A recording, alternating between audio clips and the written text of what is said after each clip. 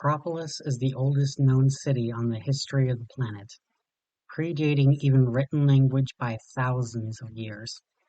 While several temples and other structures predate even this city, Necropolis is vital to my project due to the recent discovery of carved bones, Necromancer sigils, and a very unusual discovery he uncovered in the city. Necromancy as a form of magic goes back thousands of years, but it is not quite known how far back. The schools of necromancy always refer to someone who taught necromancy to the school's founder, who then used this knowledge to start the school, or stories about how a necromancer used his power and influence to start up schools and build grand palaces, statues, and other ways to show his power and prestige. Except there is no evidence of these schools, palaces, nor statues. There are the schools of necromancy, however. Even the oldest of these are only little over 1,000 years old. And even the oldest of these schools refer to the necromancer as a powerful man who had monuments constructed to him, and even the recent schools, such as the School of the Falling Star, which was only founded 20 years ago, refers to the necromancer as a being powerful and who has monuments built to him. However, none of these monuments have been found. There's a few eyewitness accounts of these supposed monuments and references to an ancient grimoire that the necromancer supposedly created. This is what leads to what feels almost like a conspiracy. Either a conspiracy to keep the necromancer hidden from history, or a conspiracy to convince everyone that the necromancer did actually exist. It is difficult to distinguish which is true, especially since tales of the necromancer have gone back in oral tales at least as far back as 75,000 PUC, well before anything resembling civilization as we understand it today. What we are exploring today are several oral tales that have endured through the millennia, most of which were collected by the explorer around the year 1550 AUC.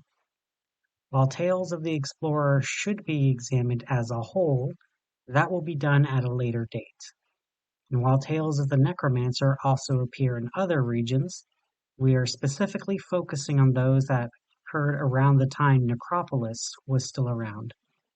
Since Necropolis was around during the Late Stone Age, there has likely been some cultural drift and change in the stories by the time the explorer wrote them down. We do know that there was a necromancer in Necropolis, and we know he predates written language. So these stories are the closest thing we have to a historical record of his existence at this time. 6747 PUC. The necromancer came from the wildlands, and he came to where my grandfather lay underneath the hearth.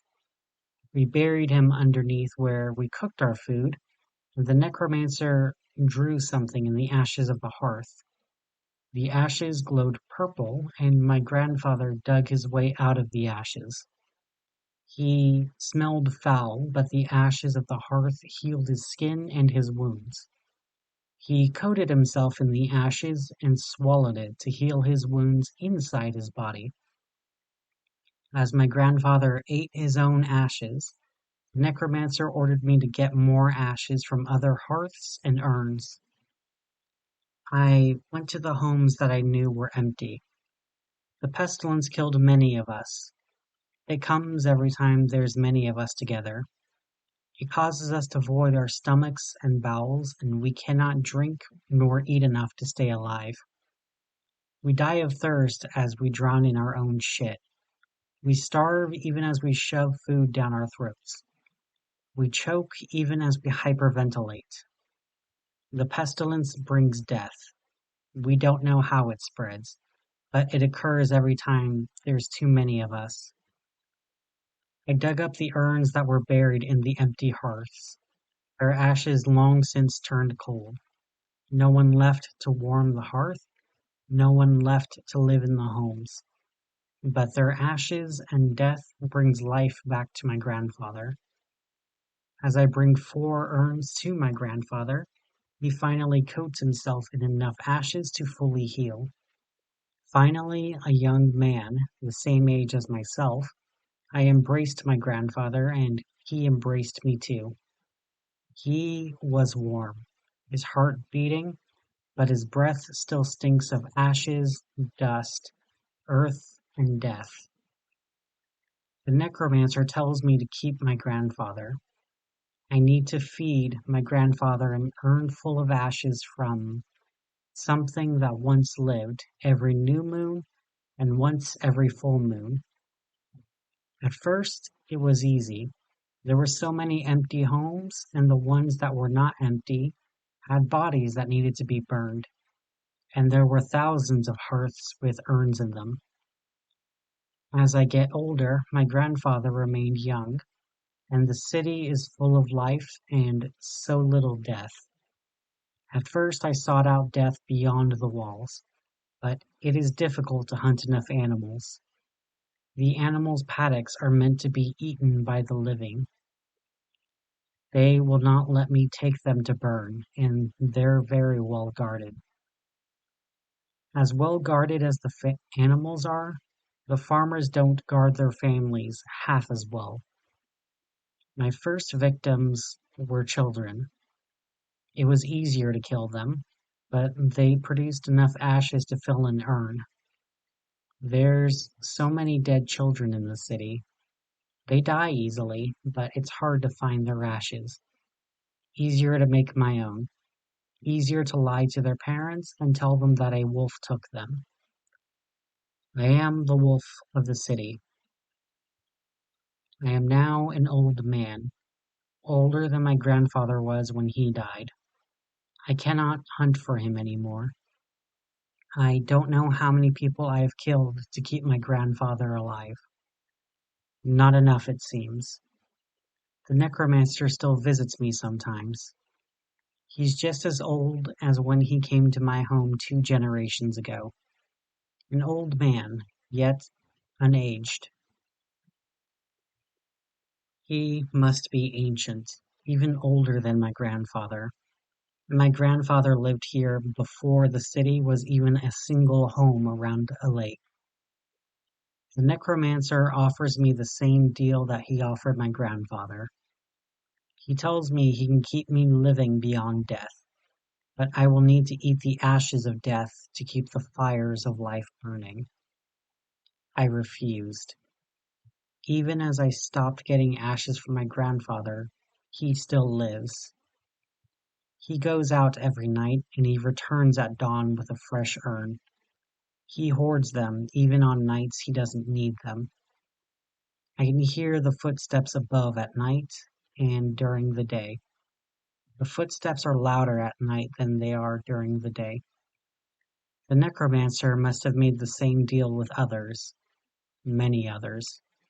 I don't know how many, but from the footsteps, there are far more walking dead than there are walking living. How long until they exhaust their source of ash? How long until my own ashes are shoveled into my grandfather's maw? Will he wait for me to die first?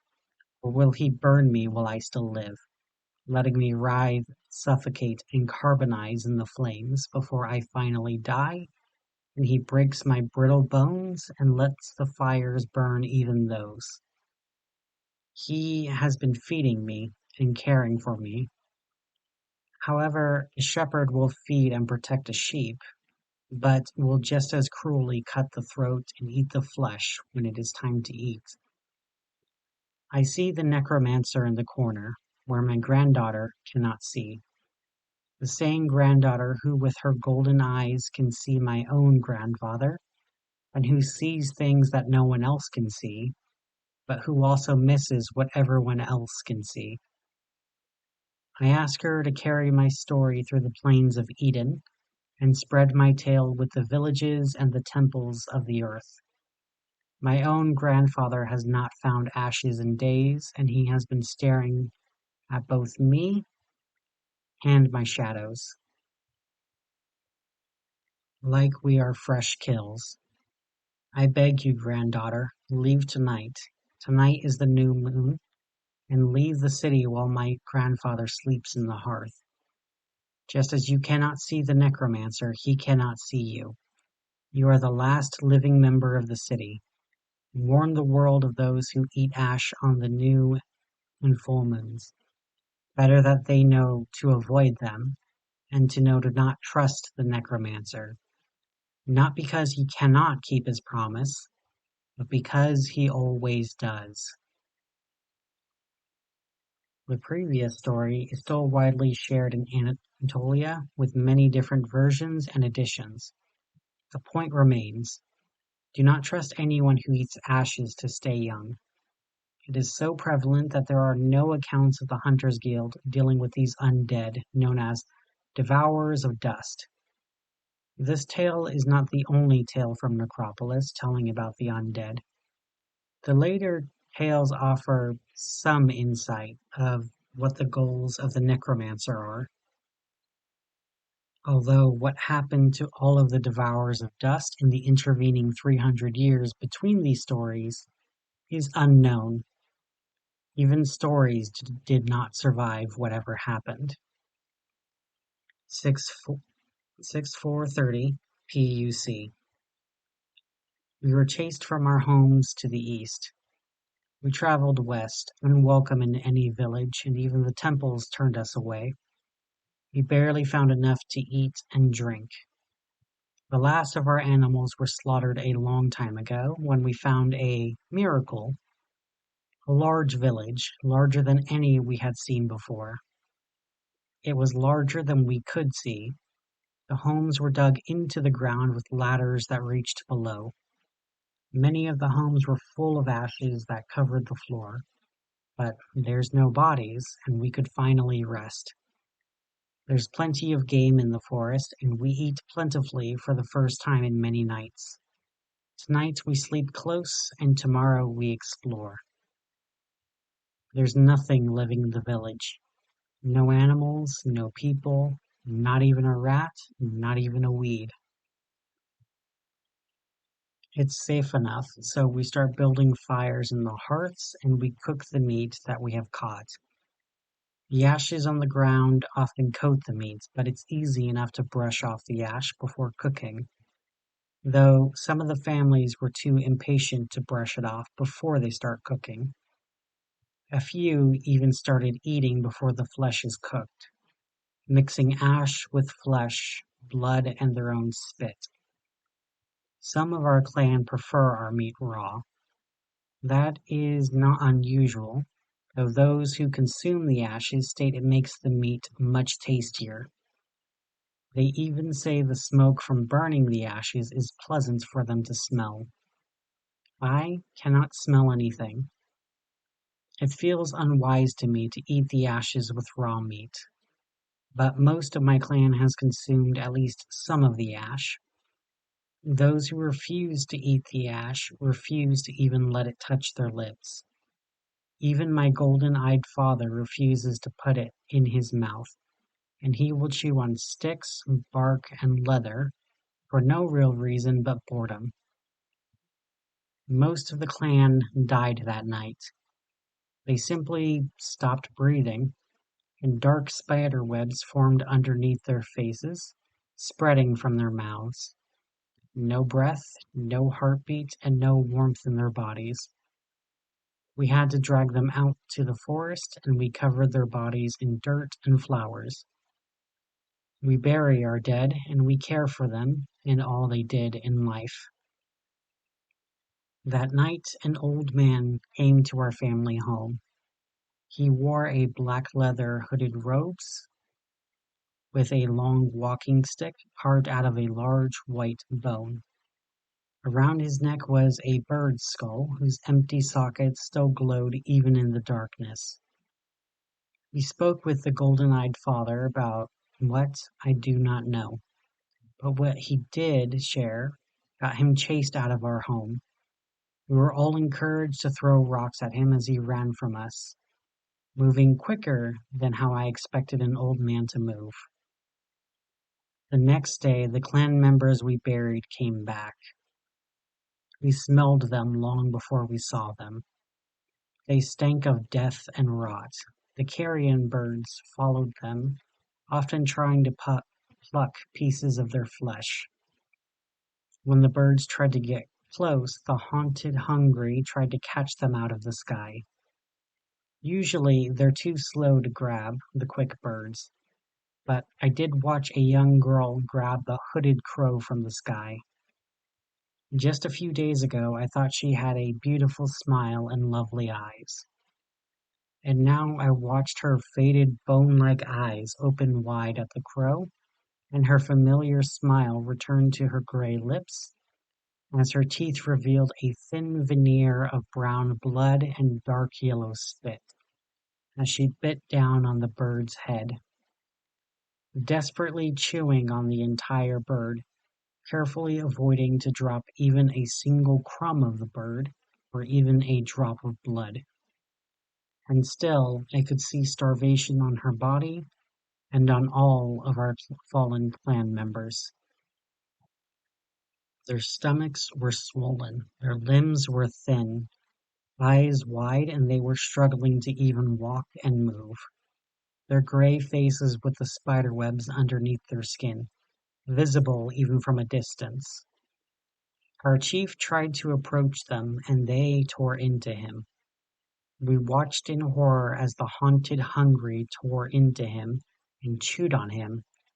Hair, bone, blood, flesh, viscera, and even entrails all stopped their advance as they tore into one of the only living members left of my clan. As they fed on him, my father finally spoke up. Apparently, the old man warned him about the haunted hungry.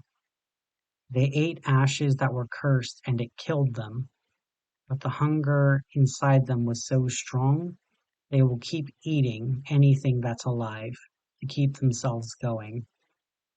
But no matter how much they eat, they'll always be hungry. And if they aren't stopped, they will cover the earth and leave nothing alive. The old man also told my father how to stop them. We grabbed our knives, axes, and rocks from the homes as the hungry haunted ate our friend. As they ate, we approached the hungry and we were able to cut their cheeks, leaving them no way to open and close their jaws. As their jaws are no longer able to move, they sit slumped over. Unable to feed, they don't even attempt to eat the remnants of our friend. Even as we cut their jaws, they didn't notice their compatriots who were unable to feed. So obsessed in their hunger that they don't even notice as we cut their friends. When the last of them were sliced open, we pushed them onto their backs and we shoved the stones into their mouths, also keeping them from being unable to swallow or gurgle anymore. After we shoved the last stone into the last maw, our consumed friend began to sit up. He was barely more than a skeleton and a few bare muscle fibers, but he had enough to still snap his jaws at us. Whatever darkness infected the haunted hungry spread to our friend by them eating his flesh. We cut his cheek and shoved a stone down his throat as well. We watched as our friends starved more and more, their bodies consuming their own flesh faster than rot. Before the sun even set, the bodies were ashes, the same ashes that were in the homes before. That night the old man came to us again. He told us to mix a coarse white grain he called salt with the ashes of the haunted hungry. This would remove the curse and make it safe to live in the city. He called the large village a city. He also told us by mixing the salt into our foods, if there's any cursed ash, it will keep the curse from spreading to us. He also warned us that there were many more cursed dead out there, but if we listened to him, he could protect us. We welcomed him into our clan that night, and we eagerly listened to the old man as we learned his wisdom. He called himself Necromancer. We called him our new chief, since we just got done mixing the salts into the ashes of our last chief. The haunted hungry do appear at random times in history. Similar to SAMD syndrome sufferers, however, they're not bacterial, but an esoteric curse that spreads through their flesh, even when it is burnt. The only known way to purify the remains is with salt. The haunted hungry don't merely eat human life, but anything that lives or once lived. They've been known to eat plants, animals, yogurt, and even things like dog food and sawdust. However, they will prioritize consuming living animals above anything else. Thankfully, the curse only applies to humans. Something else that is unique about this curse, unlike SAMD syndrome, is if the haunted hungry consumes something that comes off of a person, it will still spread to the person that they consumed from. I.e., if they eat a severed finger, the person the finger came from will be infected, even if they're thousands of miles away. Even if it's something like hair, blood, or nails, the haunted hungry consuming it will spread the curse. And the curse will spread whether the person is still living or dead and buried, making the haunted hungry a potential Megiddo monster. The lesson in this story is do not let the hungry eat your flesh, and never eat the flesh of the haunted, even if it is reduced to ash. At least, not without salt. 6,430 PUC to 56,047 PUC. At this point in history, the city finally takes the name Necropolis. The earliest school of necromancy, the School of the Skeleton, was founded and ruled the city. The Necromancer is described as an immortal leader of the necropolis, teaching necromancy and ruling with great wisdom and power, supposedly building many great monuments to himself and having statues built of himself. Except none of these relics were found. No statues, no monuments, nothing. The stories all reference the necromancer as being great and powerful, and yet no shrines are found to him. A few shrines are found to unknown deific figures before, during, and even after his reign, but for some reason there is no evidence that he even existed, let alone was important. All we have is this following story. The necropolis is alive. The dead dig our fields, fight our wars, raise our sheep, build our homes, and raise our children. Our leader is a god, and we are thankful for him. He has taught us much about necromancy, and with these gifts, all fall before us. Any time a village angers us, we take them by force. We take their strongest warriors and we humiliate them with a powerful curse. The living can be so arrogant. They think because they're still alive that we cannot command them. What the living often forget is even the healthiest among us have death inside of them. Their meals are dead. The smallest living parts of them die and reproduce. Their very blood and bones carry death. What happens when a necromancer commands this death to live and to attack the healthy parts of the body? Call it the curse of corpse cancer. It's like a blasphemous blight, blisters, boils, black bile, burns the body while death overcomes the body.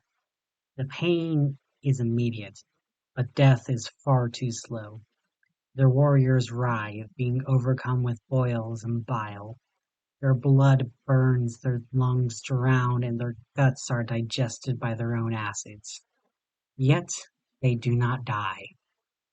Their own minds fill with thoughts, horrors, memories, and madness that is normally forgotten within a moment, as their own souls are overflowing with the torment of demons from the deepest depths of damnation. Yet they do not die. They turn their blades upon themselves. They fall upon their spears and swords, and their entrails drag behind them, still pulsing, bleeding, the dirt, stones, and even their own feet tearing up their insides torn out, as it squirms like snakes, and their own lungs unable to gasp enough to scream as they suffocate from the air pressing on their own lungs. Yet they do not die. They do not die until we drag them back to their villages, on collars as we show them to their families. There may be enough of them left in their hollowed husks to whimper, as their own family and tribe is unable to recognize their greatest heroes and warriors, now begging for a death that will never come. Only when the last bits of hope has faded from their village do we let their warriors die. And when their warriors die, we order their bodies to slay their own village. We listen to the sweet music of children begging their parents to spare them, only to be slain by their heroes. We leave only the youngest and the oldest in the village alive from our purge, as we drag them back to Necropolis. The elderly are too feeble to serve us, but they still serve a purpose. We keep them from death, their bodies healing over and over as we take their flesh, bone, and blood and use it to fertilize our fields. The youngest children are raised as citizens of the Necropolis. They will learn our ways, and our city grows as all fall before us. Glory to the God in flesh who taught us how to harvest death to our ends. And the best part of it, even after we die, we still serve the Necromancer. Our flesh is allowed to decay, and with it, our bones and soul serve him. Unlike the souls of those who serve us, we keep them in the bodies, aware of what we order them to do, but unable to resist us. Necromancer lets our flesh rot, and when we are but bones, our bones animate again, serving Necromancer even in death, just as we served him in life. Unlike the curse of corpse cancer that we cast upon the warriors and villages that we conquer, our blessings are taken willingly. When we become adults, we approach Necromancer, who sits on a step next to an empty throne. A throne made from the bones of a great and terrible beast from a distant world. A throne that no one sits on, not even Necromancer. Not even a god is allowed to sit upon the empty throne. Necromancer asks us if we serve the empty throne with all of our body, he's both in life and in death. When we say yes, he takes a blade and cuts our left hand, and we smear our blood on the empty throne, which drinks our blood. The empty throne has consumed the blood of millions, and yet the throne is as white and regal as it ever was. This next part of the story is presumed to take place in the final days of Necropolis. They came from all directions. They wore something that shone over their faces, reflecting our own faces back at us like it was a clear pond. Their bodies were nude and yet unblemished from even dust. Their feet do not touch the ground, and nothing we toss at them even touches their skin. Our curses do not slow them down. Calling down death does not even faze them. Their tattoos shine brightly, and our skin burns just being near them.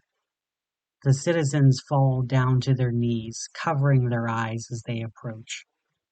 These horrible beings from LCL carry white flames on their torches, and they burn all we've cursed. Relieved screams come from our cursed corpses as we watch their souls flee into the sky. They stole everything of value to us. They don't touch our food, water, weapons, nor jewelry. They instead attack our serving dead. They steal the children that we are raising. The children do not fear them, and they do not burn nor fall to their feet when they are near these invaders. Our arrows, spears, burning tar, stones, even our spit do not touch these beings. They float and we fall when they grow near. When I saw what happened, I ran to the throne room of Necromancer, only to find that he is nowhere to be seen. And in the light of the white flames outside, the empty throne does not appear regal. It looks like it is made of brittle white sticks. I pray to the Necromancer. I pray to our gods. I pray to our demons, and I even pray to death, to anyone who could listen and keep these invaders from breaching the throne room. All of my prayers are firmly answered no. I watched as the leader of the invaders float into the throne room. Their tattoos formed moving constellations and stars. Their feathered wings behind them were as black as the night, but every single point on the pinions shined bright silver. Their mask revealed my own face to me. I look so foul, so angry, so tired, so old, and so sick. I look like a monster in the eyes of this foul creature, and I hate them so much. I continue my prayer to death, and the being turns to face me. I continued my prayer as they stopped floating for a moment. Where their feet rested on the stone floor, cracks formed, and from within the cracks I could smell sulfur, fire, and death. It smelled like home. They took another step forward, and I fell to my hands and knees, forced to supplicate and humiliate myself before this monstrosity, as I continued my prayer to death. Even the stars and the empty throne itself feared death. If death listened for only a moment, I was certain I would win. As I continued my prayer, I saw their feet beneath my face, and I saw the cracks and the glow form beneath the feet, as their hands grabbed my cheek and they lifted my face to look at the mask. Up close I look even more hideous. My reflection is repeating empty mantras and blasphemous false prayers to a being that despised every breath that I took. But it was unable to harm me. Such false illusions from this mask and this angry angel only confirmed my prayer, as their fingers slid underneath my chin, as they forced me to look them in the face, as their other hand removed their reflective mask, and I finally saw what was underneath the angel's mask. Their one eye glowed golden, and their expression was unreadable to me. Their remaining hair looked tousled, almost a casual look you would see in the streets of Necropolis. The left part of their face was skeletal, bits of muscle stuck to the skull beyond the cut, and within their socket was a golden glow as the flames outside lit the skull. I have seen many hideous things in my life, especially among the cursed corpses. This face wouldn't even be special in the lowest gutter of Necropolis. And yet when I saw this angel's face, my words died in my throat and mind. Before the angel's true face, I couldn't even think. I couldn't even feel. All I could do was listen. I am Azrael. I hear your prayers to death, and I answer with silence. They pushed their index finger to my lips, and my mouth slammed shut. Unable to move as I watched the angel Azrael approach the empty throne, Death merely stepped towards the empty throne, and it crumbled to dust, unable to even stand before the approach of an angel. The angel of death, dreams, and children turned to me, and I listened to them speak. You are the last citizen living in the city. Everyone else faces judgment, but you are not so lucky. The one you swore your life and death to, your body and soul, is now less than ashes and dust. So I will give you a chance to live out your existence as a contracted corpse. You will live out your existence, sharing your story to all those who approach. Whether you understand it or not, you will share your story honestly, and your calls of praise will ring as condemnation to all who listen. Your invitations will be seen for the warning they are. Your calls for an end will be the beginning of a new story. Even as your body rots and Necropolis is forgotten, you will share your story. The day your Necromancer travels further west than the sun can set will be your last sunrise. Until that day, I give you the curse of a peaceful and long life. May your name rot on the tongue of any who dare speak it. The angel then turned, and I remained prostrating myself to where the angel left, the cracks in the earth my only company. I watched countless sunsets and sunrises as my body rotted away, and the cracks to hell stopped glowing. And yet I still lived. I watched as the necropolis was slowly buried by earth, stone, sand, and lost legends. And yet I still lived.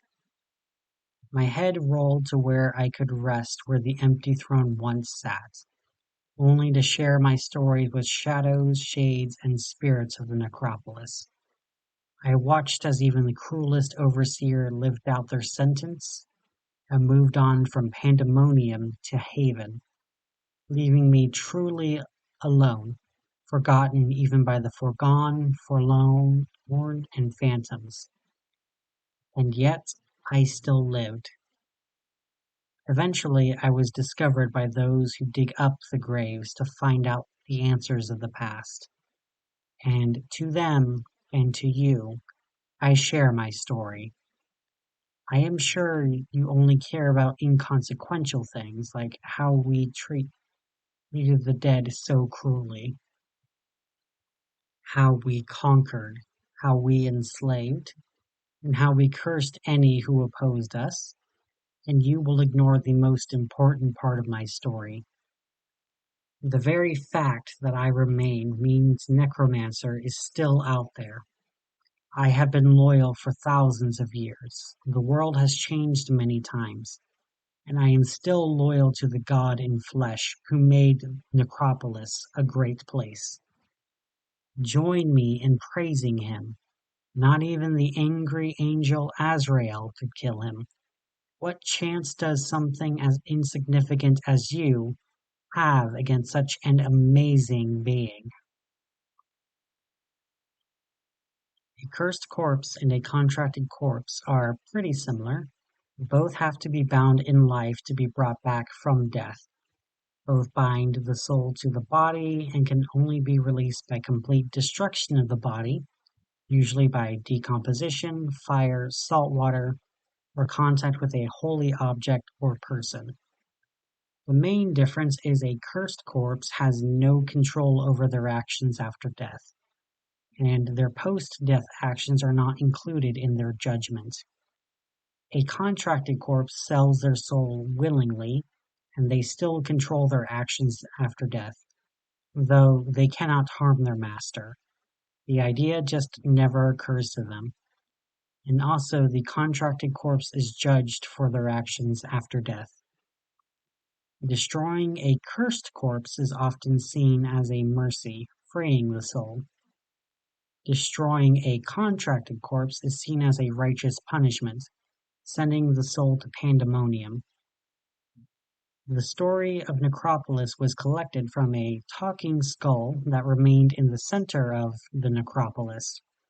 She speaks in a language that can be understood by anyone who is near her, even by those who cannot hear. She answers all of our questions, usually with praise for Necromancer, but even she does not know the name of Necromancer, nor where all of his relics and records went. Leave her skull where it lies, in the center of the sigil of Azrael. No one dares touch the sigil since the last person who tried to cross the edge died immediately. The skull does have a name, however, every time she tries to share it, she cannot speak it. It seems Azrael's curse endures even to her, and this is the earliest records I could find of the Necromancer. However, it is far from the last, and I am certain he still wanders the earth, and I suspect I know why he still lives, and why even Azrael cannot find him. Nobody escapes death. Nobody cheats death forever. Nobody has crimes greater than the empty throne. Nobody leaves no mark on history.